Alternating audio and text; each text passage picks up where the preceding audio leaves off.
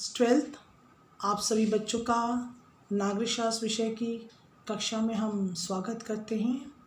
और बच्चों, आज मैंने जो पाठ लिया है समकालीन विश्व में अमेरिकी वर्चस्व, इसका मैंने आपको पहला भाग पढ़ाया था और उसमें मैंने आपको विश्व में अमेरिका का जो वर्चस्व है उसके बारे में बताया था, किस तरह से उसका प्रभाव और देशों पर किस तरह से पड़ा। क्योंकि बच्चों, जैसा कि आप जानते हो कि शीत युद्ध की समाप्ति के बाद संयुक्त राज्य जो अमेरिका था ना, वो विश्व की सबसे बड़ी ताकत के रूप में उभर के आया। कौन आया? अमेरिका, जो विश्व की सबसे बड़ी ताकत के रूप में उभर के आया और उसने दूसरे देशों पर भी अपना वर्चस्व स्थापित किया। और संयुक्त राज्य अमेरिका के विश्व की सबसे बड़ी ताकत के रूप में उभरने पर एक ध्रुवीय विश्व का दौर प्रारंभ हुआ। और बच्चों, सन 1991 से ही संयुक्त राज्य अमेरिका ने एक वर्चस्वकारी शक्ति के रूप में व्यवहार करना प्रारंभ किया।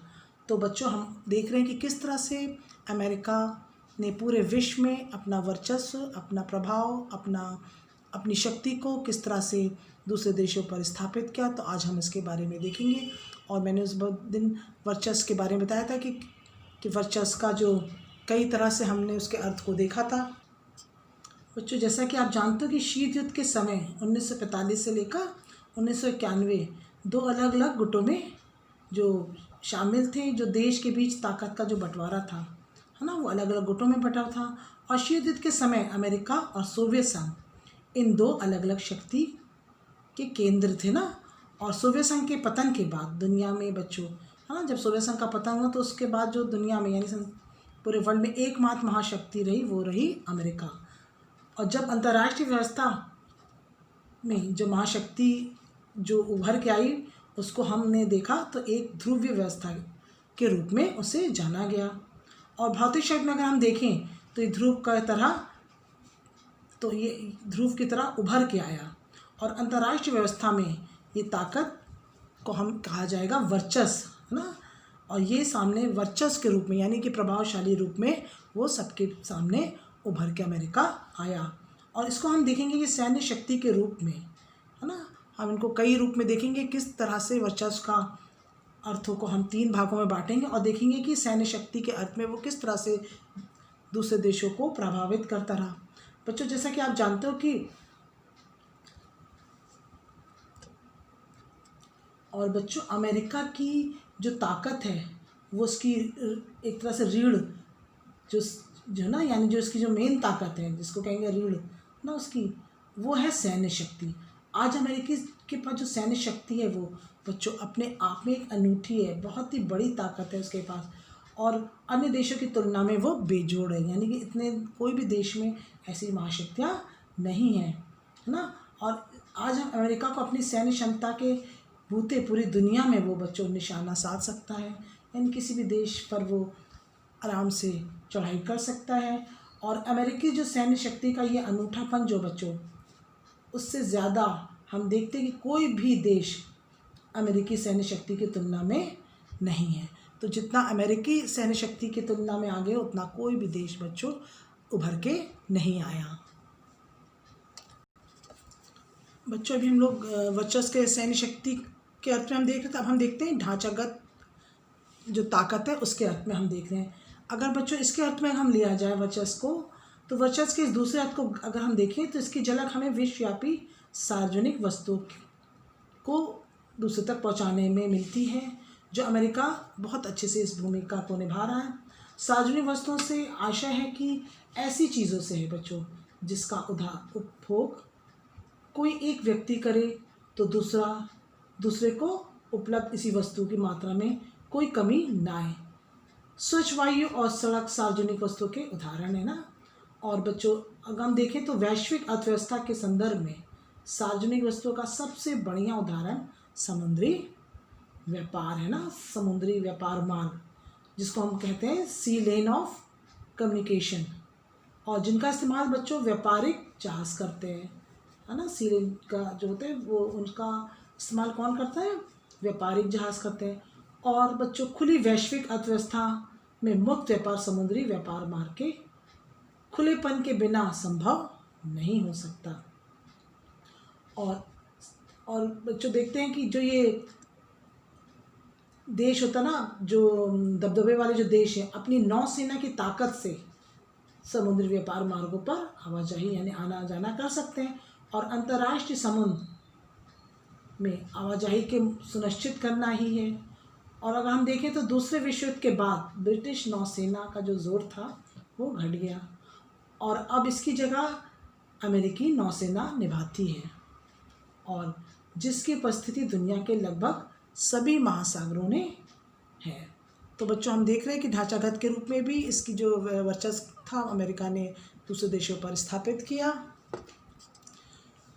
और अगर हम बच्चों उसका ढांचागत का दूसरा उदाहरण भी देखें तो एक उदाहरण है कि MBA master of business administration की, है ना। और ये जो डिग्री है, अकादमिक डिग्री, ये विशुद्ध रूप से अमेरिकी धारण के लिए व्यवसाय अपने आप में एक ऐसा पेशा है बच्चों जो कौशल पर निर्भर करता है, और इस कौशल का विश्वविद्यालय में अर्जित किया जा सकता है ना।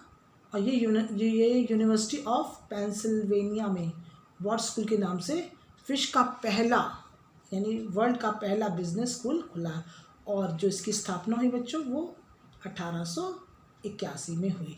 तो बच्चों ढांचागत के रूप में भी वर्चस्व अमेरिका ने दूसरे देशों पे काफ़ी जमा रखा है।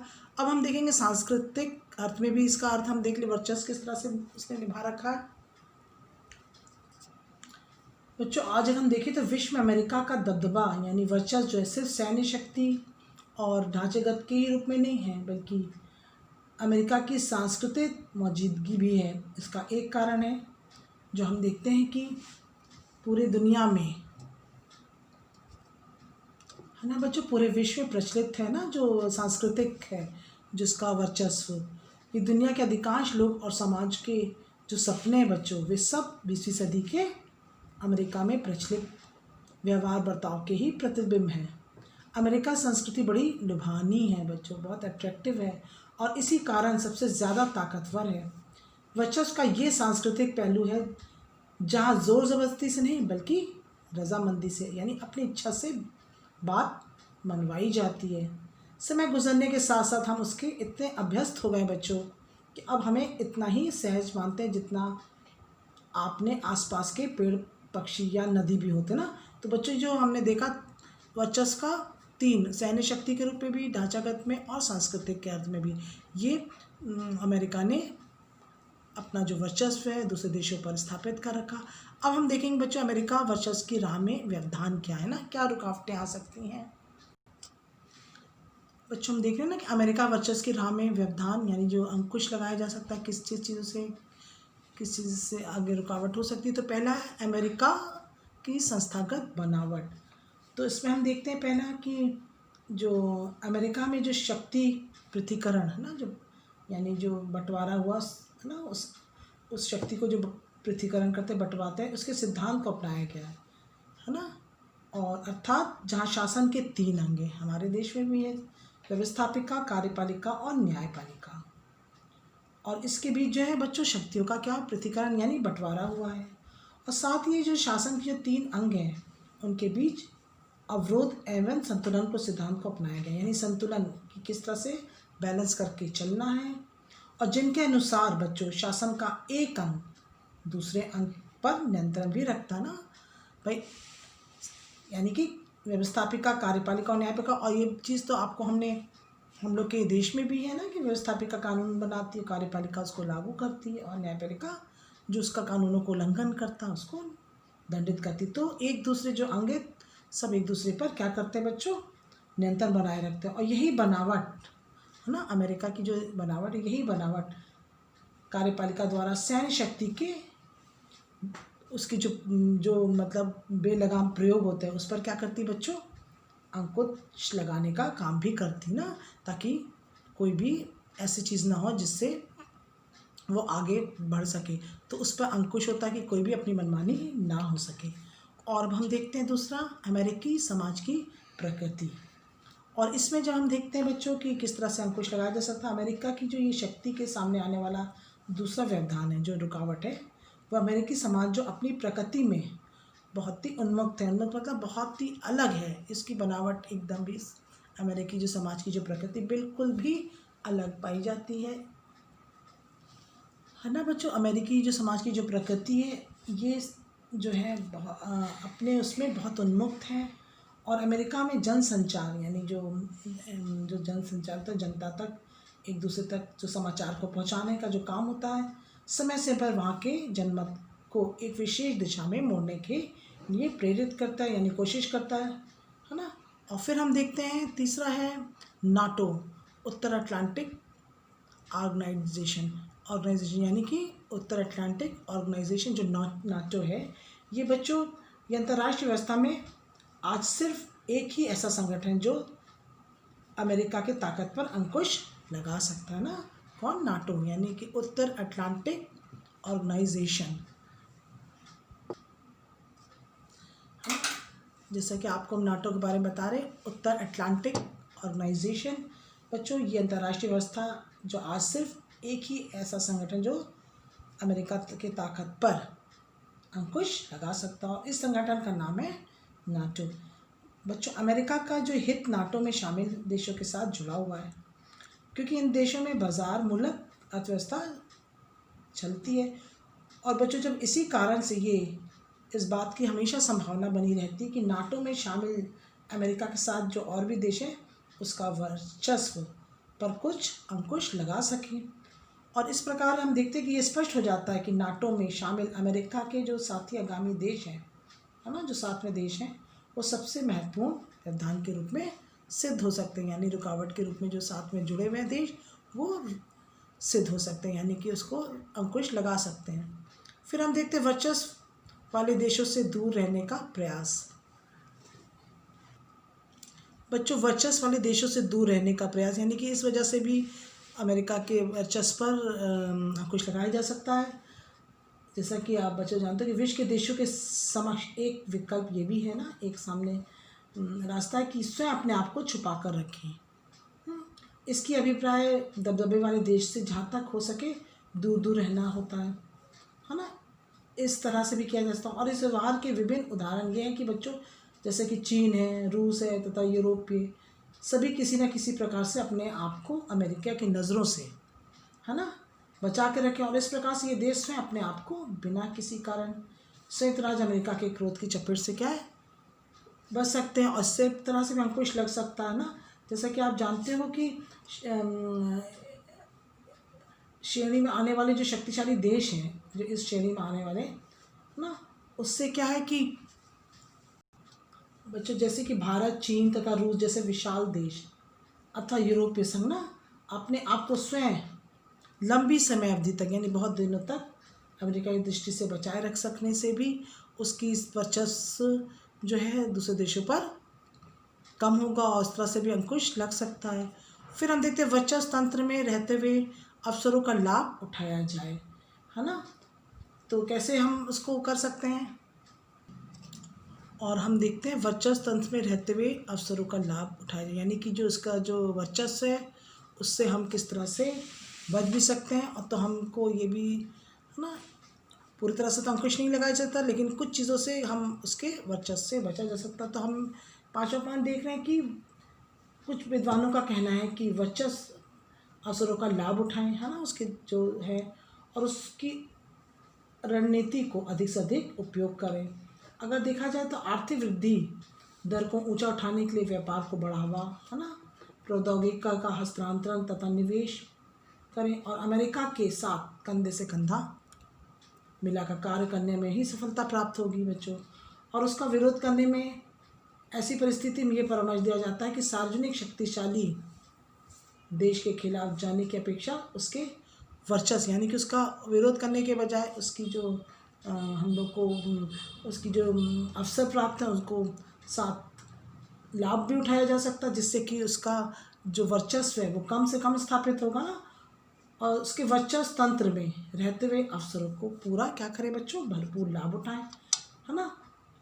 और इससे क्या होगा कि उसकी जो रणनीति है ना, जो आप उसकी रणनीति पे वैसे भी काम कर सकते हैं।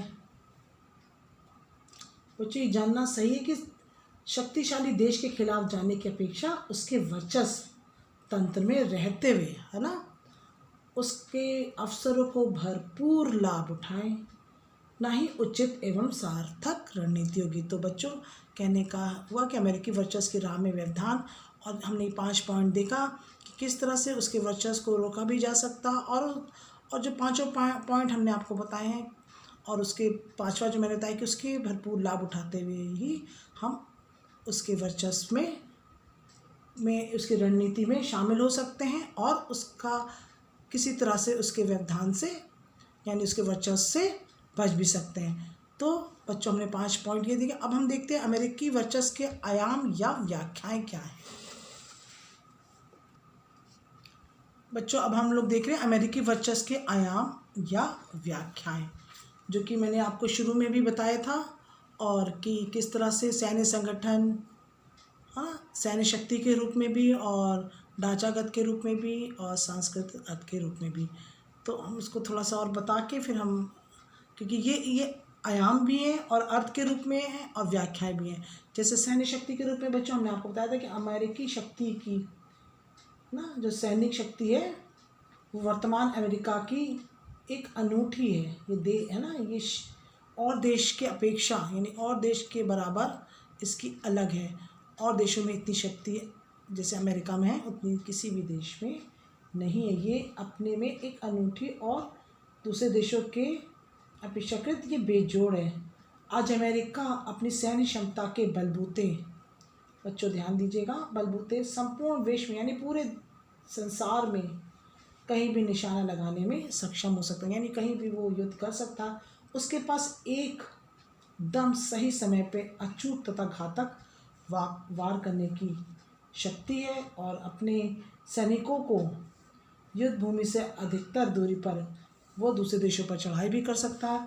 तो कहने का तात्पर्य कि अमेरिका के पास जो सैन्य शक्ति है वो एक अनूठी दूसरे देशों के अलावा, और अमेरिका जो सैन्य प्रभुत्व का आधार पर केवल उच्च सैन्य व्यय ही नहीं बल्कि उसकी जो गुणात्मक है वो बहुत ही गुणकारी है।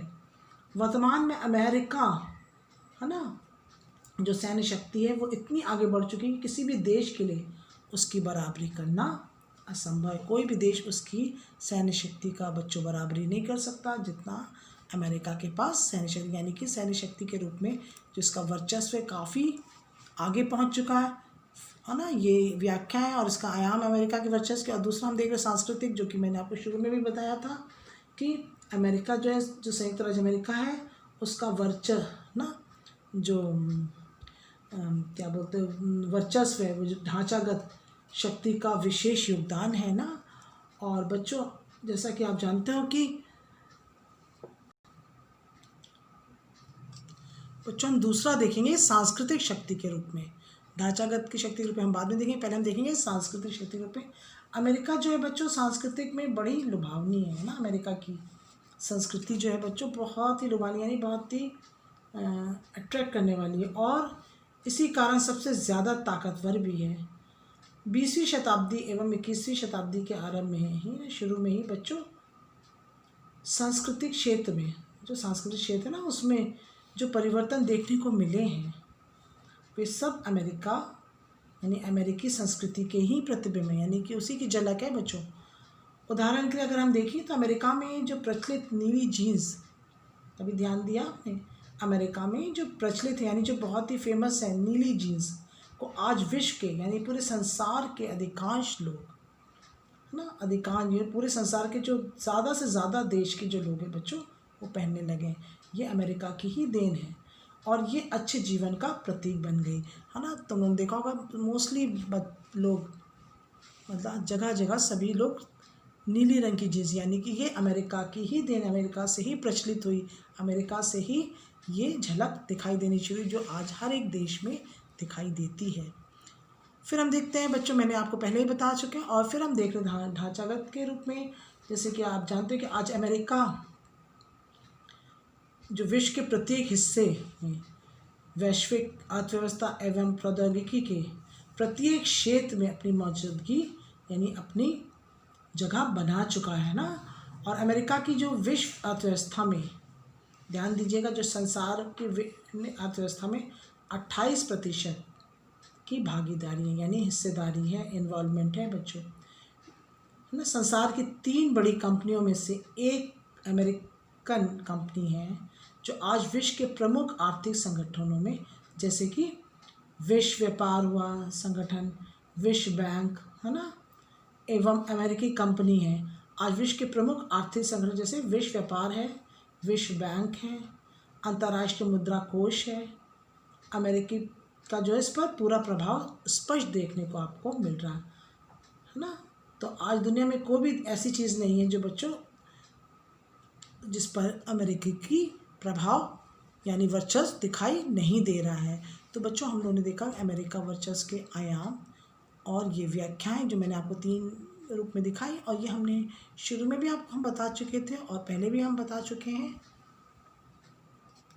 बच्चों। अभी हमने आपको जो समकालीन विश्व में अमेरिका वर्चस्व के बारे में काफ़ी पॉइंट्स बता दिए, और अब हम नेक्स्ट क्लास में आपको ऑपरेशन इनफाइटनीज रीच और ऑपरेशन इंड्यूरिंग, एक ध्रुवीय विश्व व्यवस्था, एक ध्रुवीय विश्व में अमेरिका का प्रभाव, है ना, और अमेरिकी आर्थिक प्रबलता, वर्चस्व का आधार, वर्चस्व की सामने चुनौती, है ना, और बच्चों समकालीन विश्व में एक नई विश्व व्यवस्था, कंप्यूटर युद्ध, नॉर्थ अमेरिका वर्चस्व कैसे समाप्त कर सकता, ये सब चीज़ें मैं आपको नेक्स्ट क्लास में बताऊंगी।